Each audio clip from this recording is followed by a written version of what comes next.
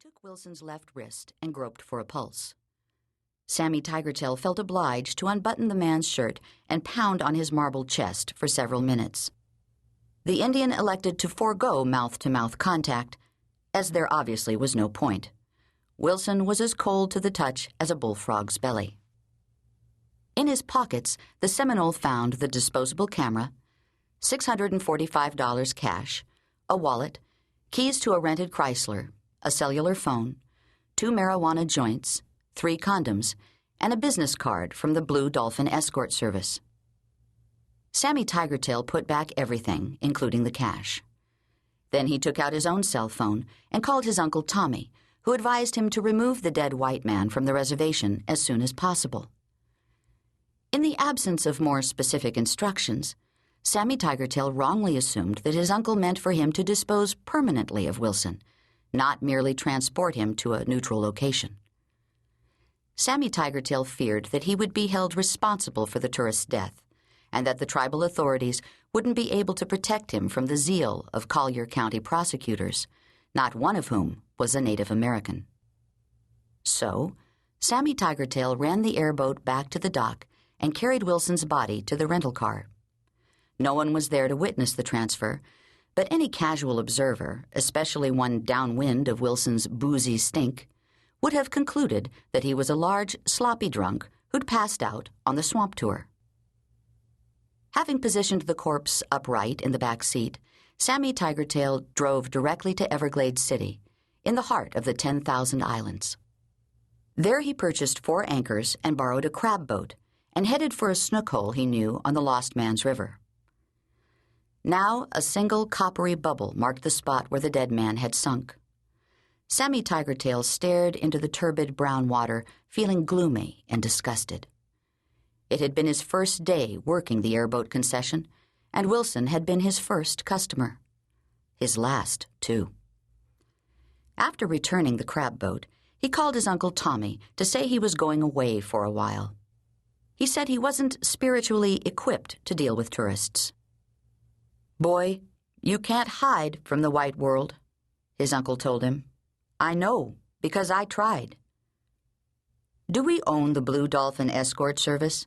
asked Sammy Tigertail. "Nothing would surprise me," said his uncle. At about the same time, in a trailer not far from the fishing docks, a boy named Fry looked up from his dinner plate and asked, "What is this crap?" It was not an unreasonable question. "Salisbury steak," Honey Santana said. "It tastes better than it looks." "Did you get fired again?" "No, I quit," Honey said. "Now hush up and eat." As her son well knew, she resorted to frozen dinners only when she was out of work. "What happened this time?" he asked. "You remember Aunt Rachel's Chihuahua, Yum Yum Boy? The one that got killed, right? Trying to hump a raccoon." "Yeah, well, that's what Mr. Piejack is like," Honey said. "Only bigger." She took a small bite of the tough gray meat. It was gruesome, but she managed to smile. Fry shrugged. "So, did he make a move or what?" "You could say that." Mr. Piejack was the owner of the fish market, and he'd been sniffing after Honey for months. He was married and had numerous other unsavory qualities. "You know those little wooden mallets we sell at the register?" Honey said. Fry nodded. "For cracking stone crab claws." "Right. That's what I whacked him with." "Where?" "Where do you think?" As Fry pushed away from the table, Honey hurried to explain. "He grabbed my breast. That's why I did it." Her son looked up. "For real? You're not making this up." "My right breast, I swear to God." Honey solemnly entwined her hands over the object of Mr. Piejack's lust. "What an a-hole," Fry said. "Totally. After I hit him, he started rolling on the floor, moaning and whining.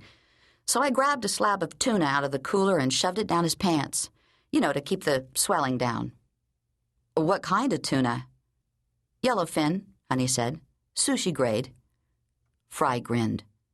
He'll throw it back on the ice and sell it to some snowbird. That's gross, Honey said. How much you want to bet? Hey, I could fix us some soup. She got up and scraped the Salisbury steaks into the garbage can. Minestrone or cream of tomato? Whatever. Fry scooted his chair back to the table. Sometimes he believed that his mother was on the verge of losing her mind. And sometimes he believed that she was the sanest person he'd ever met. Now what, Mom? You know my friend Bonnie? She's doing these eco-tours where she takes tourists kayaking out to Cormorant Key, Honey said. She says it's a ton of fun, and the money's pretty good, too. Anyway, driving home from Marco this afternoon, I noticed a string of bright yellow kayaks crossing the bay, and I thought, what a heavenly way to spend the day, paddling in the sunshine through the mangroves. Kayaks, Fry said skeptically. Is this the same Bonnie with the solar-powered sewing machine? You sound like your ex-father. He's not my ex-father. He's your ex-husband. Anyway, what did I say wrong? Oh, just the look on your face. Honey took the soup pot off the stove. What was I supposed to do, Fry? The man squeezed my boob. Did he deserve to be clobbered with a crab hammer in the testicles, or did he not? How much does a kayak cost? Honey set 2 bowls on the table. I'm not sure, but we'll need at least 2 or 3 for starters. And where would you take these goobers on your eco-tour? Fry asked. I mean, since Bonnie's already locked up Cormorant Key. Honey laughed. Have you looked out our window lately? Have you noticed all those gorgeous green islands? The phone began to ring. Honey frowned. Every night, she said, like clockwork. Then don't answer it, her son said. No, I've had it with these clowns. Enough is enough. More than 1,000 miles away, a man named Boyd Shreave stirred a latte and listened on his wireless headset to a phone ringing somewhere distant in the 239 area code. A photocopied script lay on the desktop in front of him, but Boyd Shreave no longer needed it. After 3 days, he knew the pitch cold. Shreave was employed by Relentless, Inc., a telemarketing company that specialized in outbound sales calls to middle-income residential addresses in the United States. The firm's call center was a converted B-52 hangar in Fort Worth, Texas, where Boyd Shreave and 53 other solicitors toiled in individual cubicles that were padded to dampen ambient noise. In the cubicle to the right of Boyd Shreave was a woman named Eugenie Fonda, who claimed a murky connection to the famous acting family and in any case had recently become Boyd Shreave's mistress. To the left of Boyd Shreave sat a man named Sacco, who was cavern-eyed and unfriendly and rumored to be a dot-com burnout. During work hours, Boyd Shreave rarely spoke to any of his co-workers, including Eugenie, due to the onerous calling quotas imposed by Relentless, Inc. They were on the phones from 5 p.m. to midnight, strafing east to west through the time zones. It was a dreary and soulless job, though not the worst that Shreave had ever held. Still, at age 35, he realized that the feeble arc of his career had more or less flatlined during his 6 months in telemarketing. He probably would have quit were it not for 6-foot-tall Eugenie, the ash-blonde crest of whose head he could gaze upon at will in the adjoining carrel. Boyd Shreave had been in sales since the age of 26.